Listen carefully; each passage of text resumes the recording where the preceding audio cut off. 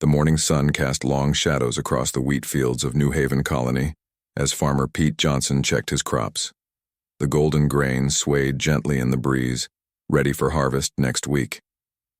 Pete wiped sweat from his forehead and smiled. After 5 years on this new world, life was finally good, as his family was healthy, the soil was rich, and the future looked bright. 300 miles away in the capital city of Harmony, Admiral Jake Morrison sat in his office reviewing defense reports. New Haven was a peaceful world with over 2 million people living quiet lives. They had small patrol ships and basic weapons, but nothing serious. Why would they need more? The galaxy was at peace, and humans got along well with most alien races. Jake's assistant knocked on his door. "Sir, we're getting strange readings from the long-range sensors. Several large ships are approaching the system." Jake frowned and walked to the command center. The sensor operator, a young woman named Carol Davis, pointed at her screen. 12 ships, Admiral. They're big ones. Much bigger than anything we have." "Are they responding to our greeting signals?" Jake asked. "No, sir. They're not answering. At all." Jake felt a cold feeling in his stomach. Unknown ships that wouldn't talk were never good news. "Sound the alert. Get our patrol ships ready and send a message to Earth. Tell them we might have trouble." The unknown ships moved closer to New Haven. They were sleek and dark, unlike any human design. Strange symbols covered their hulls. These were Zephyrian ships, though the humans didn't know it yet. The Zephyrians had been watching human expansion for months, and they had decided that humans were growing too fast and too strong.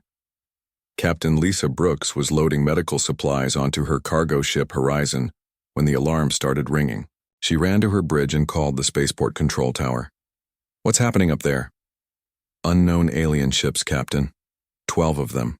Admiral Morrison wants all civilian ships ready to evacuate if needed." Lisa felt her heart skip a beat. She had a husband and 2 young children at home. "How long do we have?" "We don't know. Just be ready." The Zephyrian fleet reached the edge of New Haven's atmosphere. Their commander, war leader Kexthal, looked at the peaceful human world below. Cities dotted the continents, connected by roads and railways. Farms spread across the land like a green carpet. It looked so calm and innocent. "Begin the cleansing," Kexthal ordered. Admiral Jake Morrison tried one last time to contact the alien ships. "Unknown vessels, this is Admiral Morrison of New Haven Colony. Please respond. We wish to talk in peace." The Zephyrian answer came in the form of bright energy beams that struck down from space. The first target was the main spaceport. Lisa Brooks watched in horror as the building next to hers exploded in a ball of fire. The blast wave knocked her to the ground. "All ships, get out now," she screamed into her radio. "They're shooting at everything." The Zephyrian attack was fast and brutal. Their ships spread out across the planet and began destroying every human settlement they could find. Cities burned as energy weapons rained down from above. People ran screaming through the streets as buildings collapsed around them. Pete Johnson was still in his wheat field when the attack began. He saw bright flashes in the sky and heard explosions in the distance. His first thought was of his wife Mary and their 3 children back at the farmhouse. He ran as fast as he could, but when he reached home, there was nothing left but smoking, ruins. A Zephyrian fighter had destroyed his house with a single shot. Pete fell to his knees and screamed. His family was gone. Everything he had worked for was gone. Around him, other farms were burning too. The aliens were destroying everything, even things that had no military value. In the capital city, Commander Rick Hayes gathered his soldiers at the main defense base. They had 20 men and some basic weapons. It wasn't much against 12 alien warships, but they had to try. "Sir, most of the city is already gone," reported Sergeant Bill Parker. "They're hitting civilian targets, schools, hospitals, homes. These aliens aren't interested in military targets. They want to kill everyone." Rick felt sick. This wasn't a normal attack. This was genocide. "Get me a line to Admiral Morrison." "He's dead, sir. The command center took a direct hit 10 minutes ago." Rick closed his eyes for a moment. Jake had been a good friend and a better officer. Now Rick was in charge of what was left of New Haven's defense. "All right, men. We can't stop them, but we can slow them down. Captain Brooks is trying to evacuate civilians from the spaceport. We need to buy her time." The soldiers set up their weapons and waited. They could see Zephyrian ground troops landing in the distance. The aliens were tall and thin with gray skin and large black eyes. They carried advanced weapons and moved with cold efficiency. Captain Lisa Brooks worked frantically to load people onto her ship. Families ran up the loading ramp carrying whatever they could grab. Children cried for lost parents. Old people moved too slowly and had to be carried. The spaceport was chaos. "How many can we take?" shouted her co-pilot Danny Wright. "The ship's rated for 500, but we'll pack in 1,000 if we have to," Lisa replied. "These people are counting on us." More civilian ships were trying to escape, but many had already been destroyed. The Zephyrians seemed to enjoy hunting down helpless cargo vessels. Lisa watched 3 ships explode as they tried to reach orbit. Their crews never had a chance. Commander Rick Hayes and his men made their last stand at the defense base. The Zephyrians attacked with overwhelming force. Energy beams cut through the base's walls like paper. Rick's soldiers fought bravely, but they were hopelessly outgunned. "Sir, we can't hold them much longer," Sergeant Parker called out. Rick was bleeding from a head wound, but he kept fighting. "Just a few more minutes. The evacuation ships need more time." The base shook as another explosion rocked the building. Half of Rick's men were already dead. The rest were running out of ammunition. Through the smoke, Rick could see Zephyrian soldiers advancing toward their position. "Get me a line to Earth," Rick ordered. "I want to send a final report." His communications officer, the only other person still alive in the command room, managed to establish a weak connection. Rick looked into the camera and began recording his last message. "This is Commander Rick Hayes of New Haven Colony. We are under attack by unknown alien forces. They have destroyed our cities and are systematically killing all human civilians. These aliens show no mercy. They target schools, hospitals, and homes. This is not a military action. This is genocide." The building shook again. Rick could hear alien voices getting closer. "Our defenses have failed. Most of our people are dead. I'm sending all sensor data about these alien ships and weapons. Study it, learn from it, and make them pay for what they've done here today." Oindi. Zephyrian energy blast blew open the door to the command room. Rick drew his sidearm and fired at the advancing aliens. "Tell our families we died fighting. Tell Earth what happened here. Make sure this never happens again." The transmission ended as the base exploded. Captain Lisa Brooks felt tears running down her face as she watched her home world burning below. The horizon was packed with 40,000 survivors, but over 2 million people had lived on New Haven. The math was simple and horrible. "Setting course for Earth," her navigator reported. Lisa nodded. They were the lucky ones. They had escaped. But they carried terrible news with them. Humanity had been attacked without warning or reason. An entire colony had been destroyed just because they were human. As the horizon jumped to hyperspace, New Haven continued to burn behind them. The Zephyrians spent 3 more days making sure every human settlement was completely destroyed. When they were finished, nothing moved on the planet's surface. The wheat fields where Pete Johnson had worked that morning were black ash. The cities where children had played were empty ruins. The Zephyrians had made their point. Humans were not welcome in this part of the galaxy. But they had also made a terrible mistake.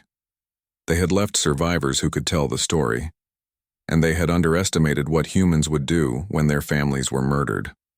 War was coming to the galaxy. The Zephyrians had started it, but humanity would finish it. The emergency session of the United Earth Council had been going on for 6 hours. Captain Lisa Brooks stood at the center of the Great Hall, her face pale and tired. Around her sat the most powerful people on Earth, all listening to her describe the worst day in human history. "They came without warning," Lisa said for the 3rd time. "No communication, no demands, no explanation. They just started killing everyone. Children, old people, farmers, teachers. It didn't matter to them. They wanted us all dead." President Helen Carter sat in the front row, her hands clenched into fists. She had been in politics for 20 years, but nothing had prepared her for this. The images from New Haven were burned into her mind. Empty playgrounds, destroyed schools, families that would never see each other again. "How many survivors?" asked Defense Secretary Paul Martin. 40,000, Lisa replied, out of 2.3 million people. The number hung in the air like a physical weight. 40,000 survivors meant over 2 million dead. An entire world of humans wiped out in 3 days. Some council members were crying. Others sat in stunned silence. Admiral John Blake stood, up from his seat. He was 60 years old with gray hair and cold blue eyes. He had spent his whole life preparing for war, but he had always hoped it would never come. "Captain Brooks," he said, "did you get sensor readings of their weapons and ships?" "Yes, sir." Commander Hayes transmitted all the data before his position was destroyed. "Our technical teams have been studying it." "What did they find?" Lisa looked at her notes. "The aliens call themselves Zephyrians. Their weapons are more advanced than ours, but not impossibly so. Their ships are faster and have better shields. They seem to have about 50 major worlds and maybe 1,000 smaller colonies." Admiral Blake nodded. "So they're bigger than us and better armed. But they're not invincible." President Carter stood up and walked to the podium. The Great Hall fell silent. Everyone knew that what she said next would change everything. "My fellow humans," she began. "Today we face the greatest threat in our history. An alien race has declared war on us by destroying an entire colony. They killed our people not for land or resources, but simply because we exist." Her voice got stronger as she spoke. "These Zephyrians made one crucial mistake. They left survivors. They left witnesses. And now they will learn what happens when you murder human children." The hall erupted in applause. People were standing and shouting. The anger that had been building for hours finally had a focus. I'm declaring a state of total war," Carter continued. "Every resource, every factory, every scientist and soldier will be dedicated to one goal: the complete destruction of the Zephyrian hegemony." Admiral Blake stepped forward. "Madam President, I volunteer to lead this war." "Granted. You are now Supreme Commander of Operation Righteous Vengeance. You have unlimited authority and unlimited resources. Do whatever it takes." 3 weeks later, Admiral Blake stood in the YABA, main laboratory of the Mars Research Station. Around him, hundreds of scientists worked around the clock on the most important project in human history. The woman in charge of it all was Dr. Amanda Scott, the smartest physicist alive. "Show me what you have," Blake said. Amanda led him to a massive computer display showing complex mathematical equations. "We call it the Stellar Collapse Device. It's based on theoretical work we've been doing for years." "What does it do?" "It destabilizes the nuclear fusion process inside a star. Basically, it makes the star eat itself." Blake stared at the screen. "You're talking about killing a sun." "Yes. And everything in that solar system dies with it." The Admiral was quiet for a long moment. He thought about the children of New Haven burned alive in their schools. He thought about families who died together, never knowing why they were being murdered. How big would the explosion be? The star would go supernova. The blast would destroy everything within 50 billion miles. Planets, moons, space stations, ships, everything dies. "Including civilians," Amanda nodded. "Including civilians. 12 billion Zephyrians live in their home system. If we do this, they all die." Blake felt the weight of those numbers. 12 billion lives. But then he remembered New Haven. The Zephyrians had started this war by targeting civilians. They had chosen to make it a war of extermination. "How long do you need to build it?" 6 months. Maybe less if we work nonstop. "You have all the resources you need. Build it." Across the solar system, humanity prepared for war like never before. Every shipyard worked around the clock building new warships. Factories that once made cars now made weapons. Scientists who studied medicine now studied ways to kill aliens more efficiently. Captain Danny Wright visited his wife Kate at their home in Denver. He had volunteered for the most dangerous mission in the war, and they both knew he might not come back. "The device has to be delivered manually," he explained. Someone has to fly it right into the Zephyrian sun and activate it. The gravitational forces mean there's no way to escape. Kate held his hand across the kitchen table. Are you sure about this? I keep thinking about those families on New Haven. Parents who couldn't protect their children. People who died for no reason except that they were human.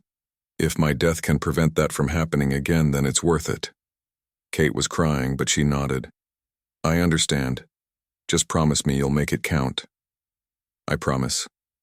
The war preparations continued. Recruitment centers had lines around the block as volunteers signed up to fight.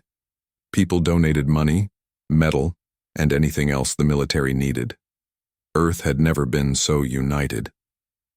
Admiral Blake stood on the bridge of his new flagship, the dreadnought Earth's Wrath. It was the most powerful warship ever built, armed with weapons that could crack planets. Around it, 499 other ships formed the largest battle fleet in human history. Status report, Blake ordered. His executive officer, Commander Beth Taylor, looked at her screens. All ships ready, sir. Dr. Scott reports. The stellar collapse device is complete and loaded onto Captain Wright's ship. Long-range scouts confirm the location of the Zephyrian home system. Blake nodded. The months of preparation were over. It was time to show the galaxy what happened when you murdered human families. Send a message to Earth, he ordered. Tell them we're going to finish what the Zephyrians started. On Earth, President Carter addressed the world one final time before the fleet departed. To the families of New Haven, your loved ones will be avenged. To the Zephyrians, you chose this war when you killed our children. Now you will learn the price of that choice. To the galaxy, let this be a lesson. Humanity protects its own. Attack us, and we will end you.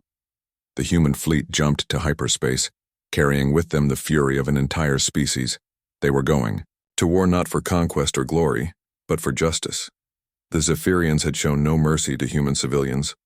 Now they would receive no mercy in return. Captain Danny Wright sat alone in his ship, the Retribution, checking the stellar collapse device one more time. The weapon looked almost innocent, just a metal cylinder about the size of a refrigerator, but inside it was the power to kill a star and everything around it. Danny thought about his wife Kate and the life they would never have together. He thought about the children they would never raise. But he also thought about all the human children who would live because of what he was about to do. The Zephyrians had started a war of extermination. Now humanity would finish it, and when it was over, the galaxy would know that humans were not prey to be hunted. They were predators who would hunt down anyone who threatened their families. The hunt was about to begin, and it would end with the death of a star. The human war fleet dropped out of hyperspace at the edge of Zephyrian territory. 500 ships spread out in perfect formation, their weapons powered and ready. Admiral John Blake stood on the bridge of Earth's Wrath and looked at the star charts. Somewhere in this region of space was Zephyr Prime, the homeworld of the aliens who had murdered New Haven Colony. Long-range sensors are picking up multiple contacts, reported Commander Beth Taylor. Looks like a patrol fleet. 20 ships moving to intercept us. Blake smiled coldly. Only 20? They still don't understand what they're dealing with. Signal the fleet. Battle formation. Show them what human weapons can do. The Zephyrian patrol fleet approached cautiously. War leader Nextar commanded the lead ship. He had heard reports about humans fighting back in other systems, but he wasn't worried. 20 Zephyrian ships should be more than enough to handle these primitive creatures. Open fire when in range, Nextar ordered. Destroy them quickly and send word to the home fleet. But the human ships didn't wait to get close. At maximum range, they unleashed a storm of missiles and energy beams. The weapons were crude compared to Zephyrian technology, but there were so many of them that it didn't matter. Colonel Steve Anderson led the first wave of human fighters from his ship Lightning Strike. Behind him flew 200 other pilots, all volunteers who had lost family or friends at New Haven. They had trained for months learning every weakness in Zephyrian ship design. Remember your targets, Steve called over the radio. Hit their command bridges first. We want to cut off their communications before they can warn the home fleet. The human fighters swarmed around the Zephyrian ships like angry wasps. They flew in patterns the aliens had never seen before, coordinating their attacks with deadly precision. When Zephyrian point defense systems shot down human fighters, the pilots would ram their damaged ships into alien gun turrets. War leader Nextar watched in horror as his fleet was torn apart. These humans fought like nothing he had ever seen. They didn't seem to care about their own lives, they just wanted to kill as many aliens as possible. "Fall back," he ordered. "Send a warning to Zephyr Prime. These humans are not what we expected." But it was too late. Human weapons had already destroyed his communications array. His ship was crippled and drifting. Around him, the rest of his fleet was either destroyed or burning. Admiral Blake watched the battle from his command center. The fight had lasted less than 30 minutes. All 20 Zephyrian ships were destroyed, while the humans had lost only 15 fighters. "Collect the survivors for interrogation," Blake ordered, "and get me a damage report." Commander Beth Taylor coordinated the prisoner collection. The Zephyrians who survived were terrified. They kept asking why the humans fought so viciously. Beth smiled as she listened to their questions. They still didn't understand what they had done at New Haven. "Bring the ranking survivor to Interrogation Room 1, Beth ordered. "I want to know everything about their home system defenses." The captured Zephyrian officer was named Subcommander Kethvar. He sat across from Beth in the small interrogation room, his gray skin pale with fear. Beth placed a tablet on the table showing pictures from New Haven Colony. "Do you recognize these images?" she asked. Kethvar looked at the burned cities and destroyed homes. "This was the human colony we cleansed 3 months ago." "Cleansed?" Beth's voice was deadly quiet. "Is that what you call murdering children?" "They were growing too fast. Your species was becoming a threat. The Council of Elders decided you needed to be stopped." Beth leaned forward. "How many Zephyrian worlds are there? I will not betray my people." Beth activated another display showing the wreckage of his patrol fleet. "Your people are all going to die. The only question is whether it happens quickly or slowly. Help us and we'll make sure your home world dies fast." Kethvar stared at her in shock. "You would destroy entire worlds? You started this war by targeting our civilians. Now we're going to finish it the same way." The interrogation continued for hours. Slowly, Beth extracted the information she needed. The location of Zephyr Prime, the size of their defense fleets, the number of people living in their home system. By the time she was finished, she had a complete picture of the enemy's strength. Admiral Blake studied the intelligence reports in his ready room. The Zephyrian home system contained their capital world, plus 6 other planets with major populations. Their defense fleet consisted of 300 ships, all more advanced than human vessels. But the humans outnumbered them, and they had something the Zephyrians didn't understand. "Pure, focused hatred. Signal the fleet," Blake ordered. "Set course for Zephyr Prime. Maximum speed." The human armada jumped back into hyperspace, racing toward the heart of Zephyrian civilization. Behind them, they left the wreckage of the patrol fleet as a warning. Any alien ship that tried to follow would meet the same fate. 3 days later, the human fleet emerged in the Zephyr system. The star was older than Earth's sun, burning with a reddish light. 7 planets orbited it, with Zephyr Prime as the third world from the star. Long-range sensors showed massive cities covering the planet's surface. 12 billion Zephyrians lived on that world alone. "Defensive fleet approaching," reported Lieutenant Amy Davis from her communication station. 300 ships, just like the prisoner said. Admiral Blake nodded. "Signal Captain Wright. Tell him to begin his approach to the star. The rest of the fleet will keep the Zephyrians busy." Captain Danny Wright sat alone in his ship Retribution, now separated from the main fleet. The stellar collapse device was armed and ready in his cargo bay. All he had to do was get close enough to the star to deploy it. The Zephyrian defense fleet was commanded by High Admiral Zex Thule, the greatest military mind of his generation. He had never lost a battle in 40 years of service. But as he watched, the human ships spread out across his system, he felt something he had never experienced before. Fear. "They have 500 ships," his tactical officer reported. "Our weapons are superior, but they have overwhelming numbers." "And they fight like madmen," added another officer. The patrol fleet that tried to stop them was completely destroyed. The few survivors said the humans showed no concern for their own lives. High Admiral Zexthul had read the reports from New Haven. The cleansing operation had been simple and efficient. But maybe it had been too efficient. Maybe they should have left some humans alive to serve as slaves instead of killing them all. All ships prepare for battle, he ordered. Protect the homeworld at all costs. The space battle that followed was unlike anything the galaxy had ever seen. The Zephyrians fought with disciplined precision, using their superior technology to maximum advantage. But the humans fought with savage determination that terrified their enemies. Colonel Steve Anderson led his fighters in wave after wave of attacks. When his missiles ran out, he used his energy weapons. When those overheated, he rammed his fighter into a Zephyrian cruiser's bridge. His last transmission was simple. For New Haven, human ships that were crippled didn't retreat. Instead, they rammed into Zephyrian vessels using their own destruction as a weapon. Captains who lost their main engines would steer their ships into collision courses with enemy targets. Lieutenant Amy Davis monitored Zephyrian communications from her station on Earth's Wrath. The enemy transmissions grew more panicked as the battle continued.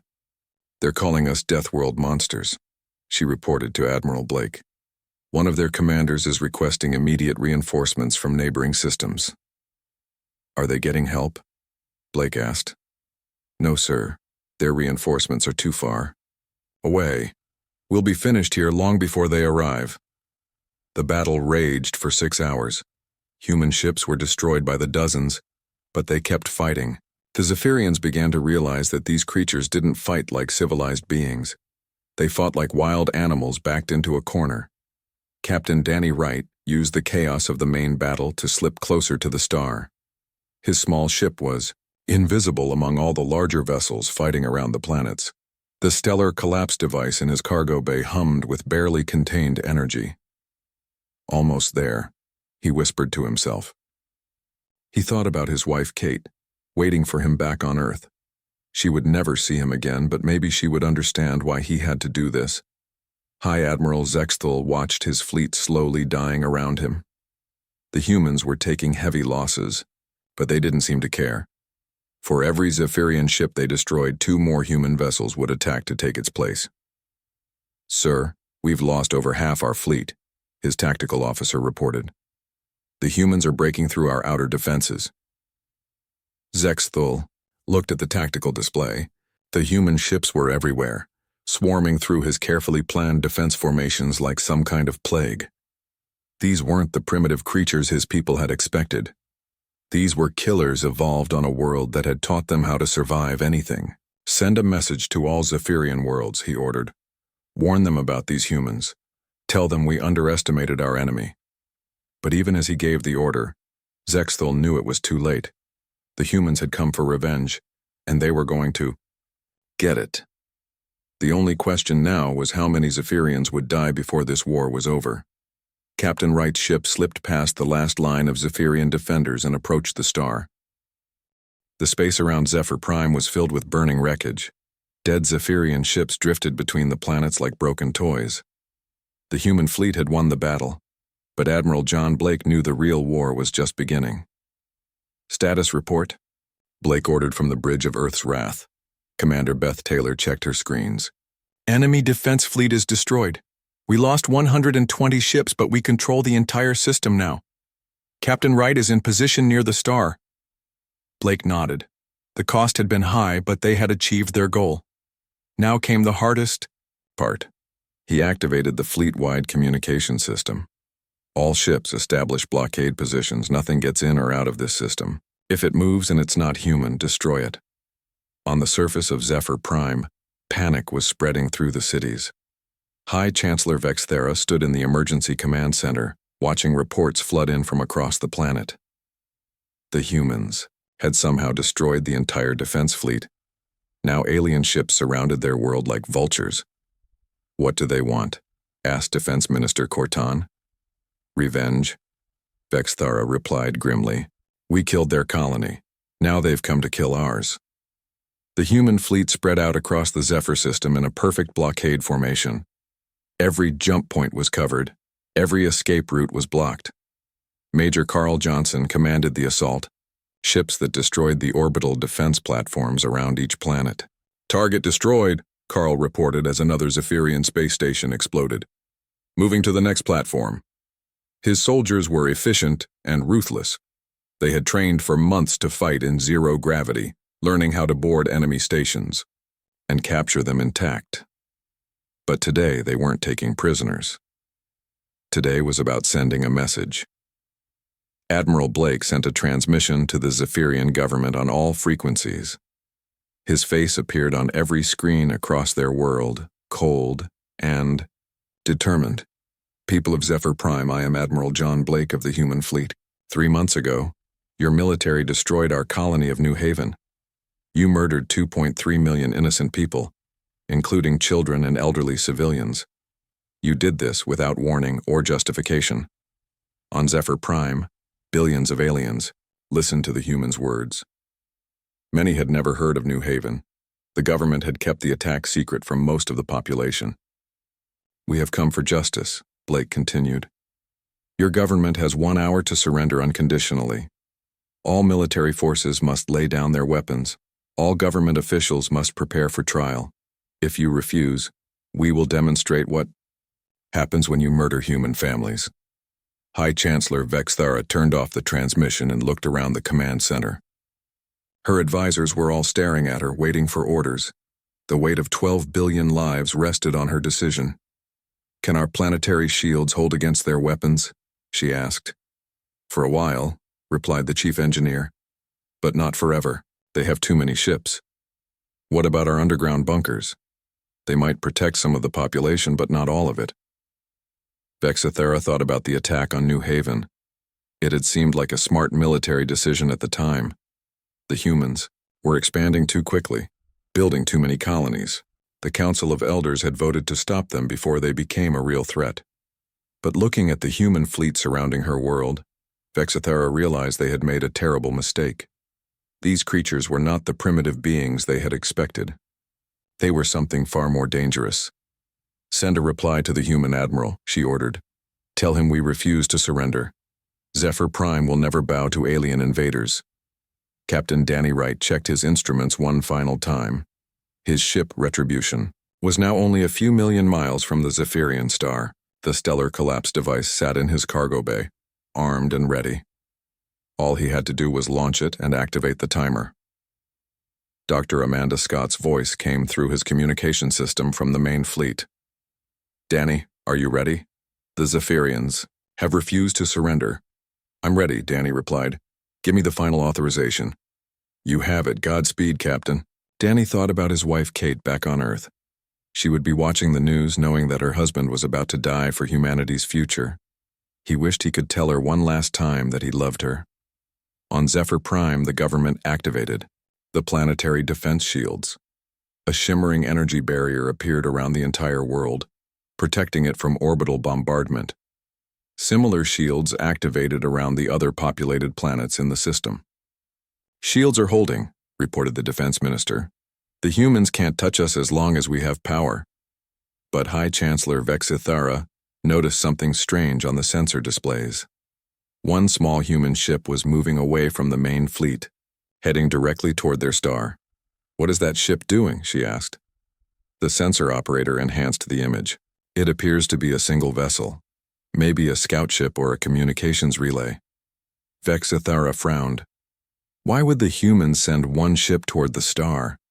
It didn't make sense unless... "Get me our best scientists," she ordered.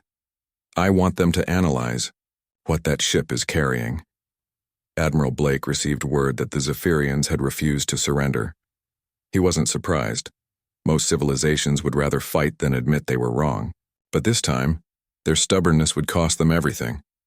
"Signal Captain Wright," Blake ordered. "He is authorized to deploy the device." Lieutenant Amy Davis monitored Zephyrian communications as the order was given.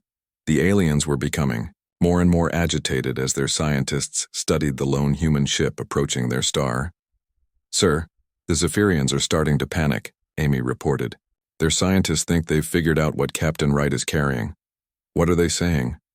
"They're calling it impossible. They say no civilization would build a weapon that could destroy a star." Blake smiled grimly. They're about to learn that humans are not like other civilizations.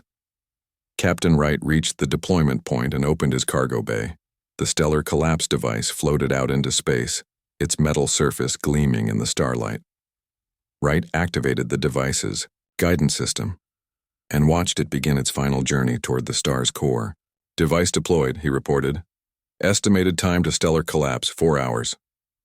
On Zephyr Prime, the government's top physicist, Dr. Helvara, burst into the command center. Her face was pale with terror. "Chancellor, you need to evacuate the planet." "Immediately," she gasped. "That human device is going to destabilize our star." "That's impossible," Defense Minister Cortan protested. "No one has that kind of technology." "The humans do," Dr. Helvara replied. "I've run the calculations 3 times. When that device reaches the star's core, it will trigger a chain reaction that will make our sun go supernova." The command center fell silent. Everyone understood what a supernova meant. The explosion would destroy everything in the solar system. Planets, moons, space stations, and every living thing would be vaporized in seconds. "How long do we have?" Vexithara asked. 4 hours, maybe less. Panic erupted across Zephyr Prime as the government tried to organize an evacuation. 12 billion people couldn't be moved in 4 hours. The spaceports were overwhelmed as millions of aliens tried to escape their doomed world. But the human blockade was still in place. Admiral Blake had positioned his ships to prevent any large-scale evacuation. A few small ships might slip through, but the vast majority of the Zephyrian population was trapped. Major Carl Johnson's assault teams intercepted the evacuation ships that tried to break through the blockade. Some Zephyrian captains tried to fight their way out. Others begged for mercy, claiming they had nothing to do with the attack on New Haven. No exceptions, Carl ordered his troops. They made their choice when they murdered our families. High Chancellor Vexithara sent one final transmission to the human fleet. Her voice shook as she spoke.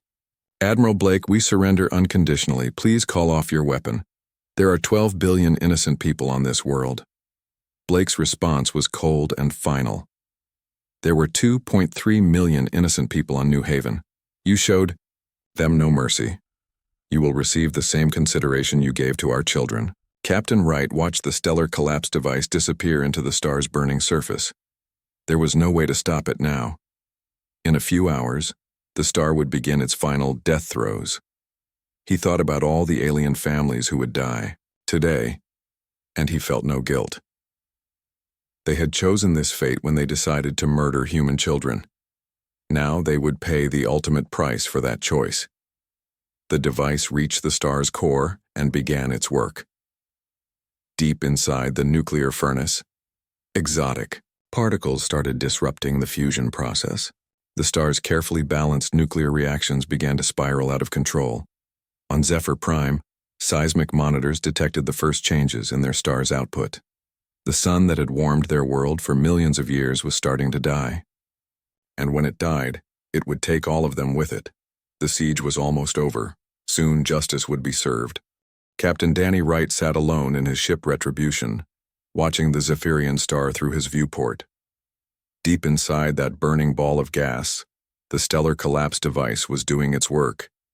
In less than an hour, the star would begin its final death spiral. Danny activated his communication system one last time. His message would reach Earth in 3 days, long after he was dead. "Kate, if you're watching this, I want you to know that I love you. I'm sorry we never got to have that family we talked about, but maybe now other human families will be safe. The Zephyrians chose to murder our children. Today they pay the price." He paused, looking at the star that was about to become his tomb. "Tell Earth what happened here. Tell them that when someone threatens our people, we don't just fight back. We end them completely. For New Haven. For all the families they destroyed." The transmission ended. Danny shut down his ship's engines and waited for death. On Zephyr Prime, chaos ruled the streets. 12 billion aliens tried to escape a world that would be destroyed in 40 minutes. The spaceports were packed with desperate families carrying whatever they could grab. Children cried as they were separated from their parents in the crowds. High Chancellor Vexithara stood on the balcony of her government building, looking up at the star that had given life to her world for millions of years. Now it would bring death to everyone she had ever known. "The evacuation ships?" she asked her aide. "The humans are destroying them all. Only a few small vessels have escaped. Maybe 10,000 people out of 12 billion. Vexithara closed her eyes. She had made the decision to attack New Haven. She had convinced the Council of Elders that humans were a threat that needed to be eliminated.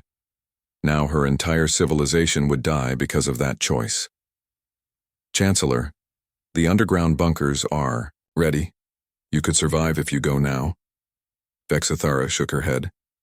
"A leader who kills her people's children should die with them. I will stay here." Admiral John Blake watched the final minutes from the bridge of Earth's wrath. His fleet had pulled back to a safe distance, 40 billion miles from the doomed star. Around him, the bridge crew worked in silence.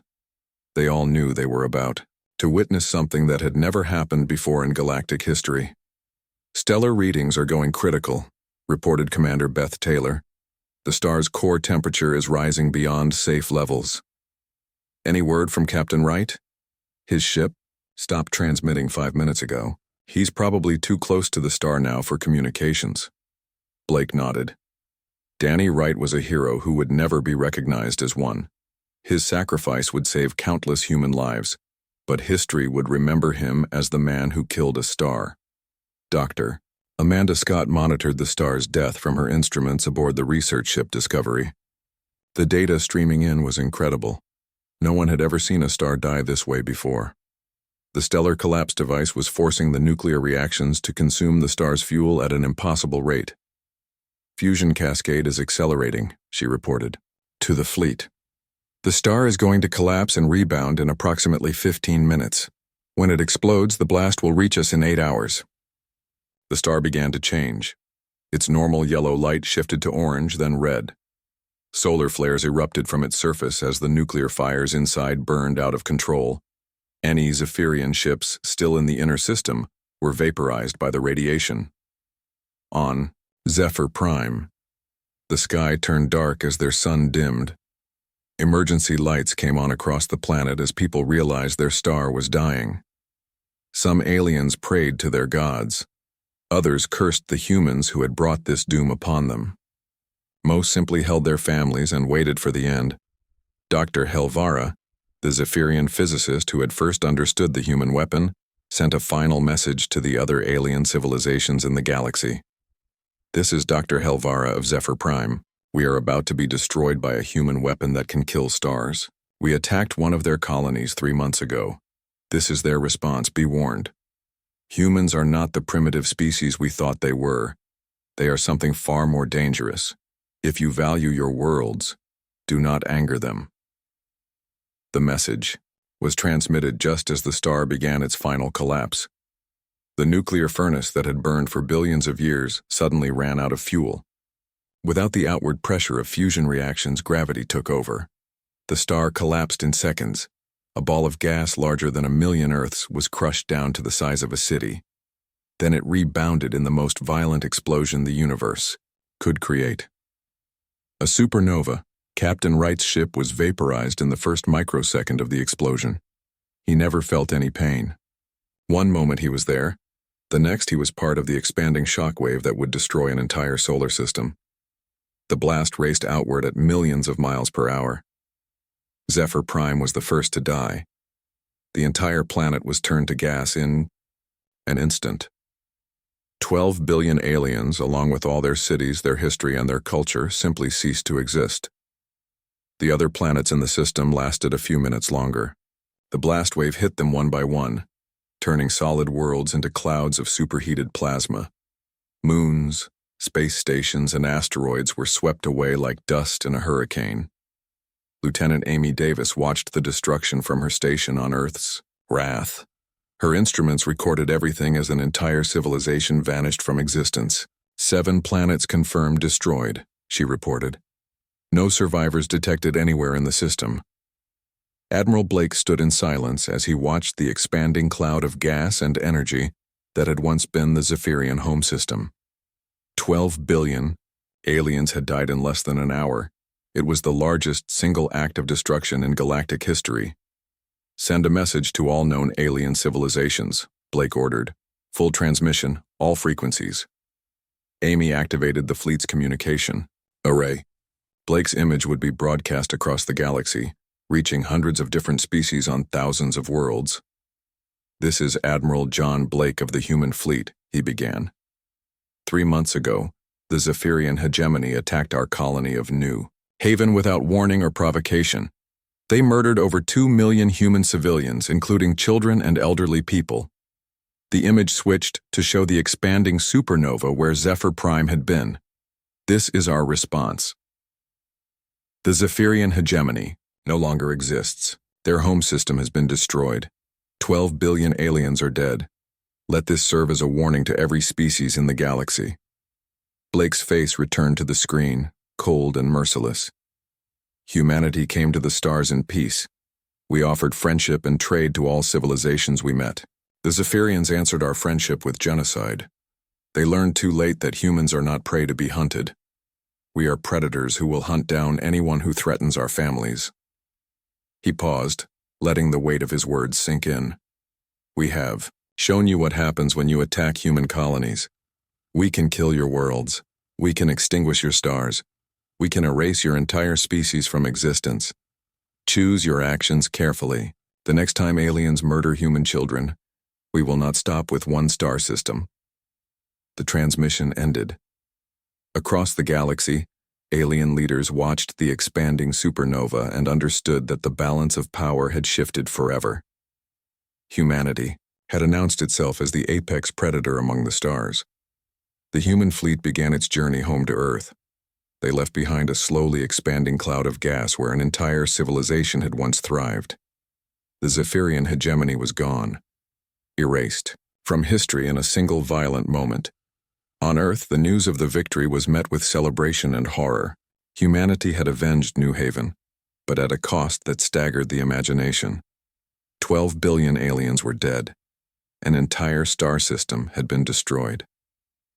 President Helen Carter addressed the world one final time. Today, justice was served for the families of New Haven. The aliens who murdered our people have paid the ultimate price.